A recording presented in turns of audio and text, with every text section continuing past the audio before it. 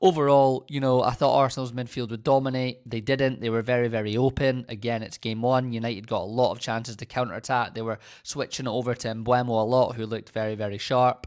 And yeah, it was Man United definitely best performance, but Arsenal at the end of the day walk away with the 3 points in the result. And Man United fans, you can keep saying that the performance is good and absolutely take positive. That's the best Man United have probably looked for a long time, and it was exciting, and there was pace, and there was power, and it looks like you're going to get some goals this season. But he needs to get results. Amorim, that's his 15th defeat, and what is his 28th Premier League game as Manchester United manager.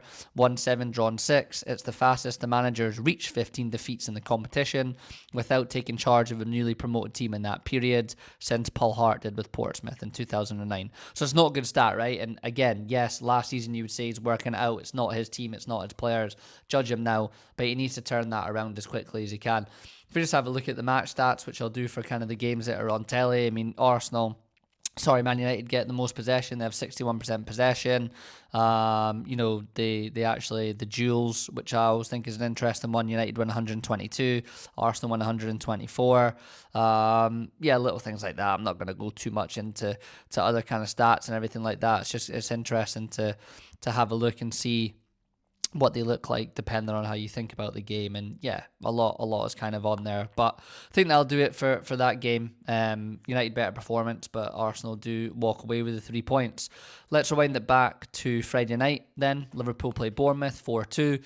Open game, really exciting, really interesting. Liverpool go 2-0 up and kind of don't look comfortable. They're still conceding chances, but they go 2-0 and you just feel as if that's kind of going to be it, and they just keep going forward and keep going forward. And I've watched every Liverpool game in pre-season, and they've been doing that, and I've been a bit like Arne Slot last season. The best thing about Liverpool was the balance that we had between attack and defence and being able to drop and adapt and changing games. And it very much seems like we're just at the moment, certainly early in the season, just kind of going gung-ho and going forwards for it and adding all these attackers into playing back in the midfield to the defenders, to be 2v2, which Kanate can be a bit of a bomb scare, and Van Dijk's obviously getting to his age, and I don't want Van Dijk having to run back and be running back all the time and then having to deal with that. It's not Van Dijk of 4 or 5 years ago.